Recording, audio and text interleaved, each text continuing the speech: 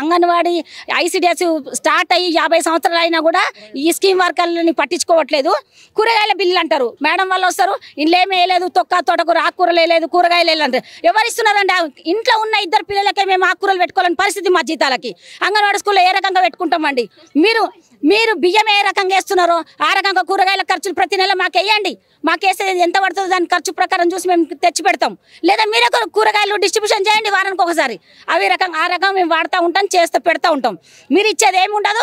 మేము మా జీతాల్లోంచి మాకు 13,650 రూపాయలు జీతం అంటే దాంట్లోంచి సగం స్కూల్కే ఖర్చు పెడతాం. స్టేషనరీ ఖర్చు రాదు, పెన్నులు కొనుక్కోవాలి, చార్ట్స్ కొనుక్కోవాలి. ఇప్పుడు రిజిస్టర్లు ఏమి ఇస్తలేరు. ప్రతి రిజిస్టర్ మేము కొనుక్కోవాలి. ఒక్కొక్క రిజిస్టర్ వచ్చి 600-500 రిజిస్టర్ ఉంటుంది. ఆ రిజిస్టర్లు మేమే మెయింటైన్ చేసుకోవాలంటే మేము కొనుక్కొచ్చుకోవాలి, చేయాలి. మా డిపార్ట్మెంట్లోనే ఒక టీచర్ అది బుక్స్ ప్రింట్ చేస్తారు. అక్కడికి వెళ్ళి ఎక్కడికో దూరం అక్కడికి వెళ్ళి తెచ్చుకోవాలి, అది రాసి పెట్టుకోవాలి. అది రాయలేదనుకోండి, ఫోన్ పోతే మా దగ్గర డేటా ఉండదు. ఎందుకు ఇట్లా ఈ రకంగా ఫోన్లో ఏమొద్దు.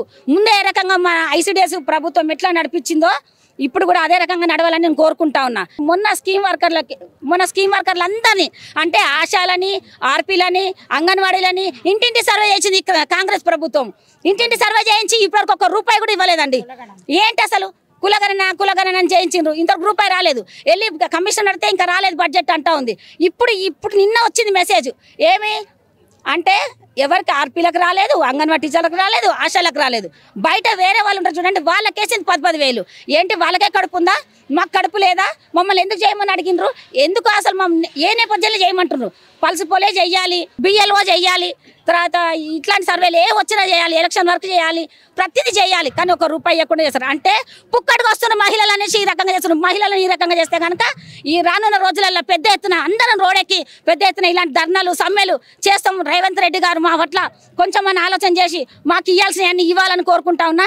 ఇంకోటి ఏంటంటే పోయినసారి టీఆర్ఎస్ ప్రభుత్వము మట్టి ఖర్చులకు జారీ చేసిందండి. ఆయమ్మకు 10,000 అంట, టీచర్కు 20,000 అంట. ఎందుకు ఆ రకంగా 50,000 వచ్చు కదా? ఈ రోజులలో ఒక మనిషి చచ్చిపోతే 20,000, 10,000 సరిపోతున్నాయా అండి? ఇంట్లో కూడా వ్యత్యాసం ఎందుకు? ఆయమ్మ శవం అయితే ఒకలాగా గాలుతుంది, టీచర్ శవం అయితే ఒకలాగా గాలుతుందా? ఇది రద్దు చేసి మాకు వెంటనే 50,000 ఇవ్వాలి. మట్టి ఖర్చు కూడా ఈ రోజులలో సరిపోవట్లేదు.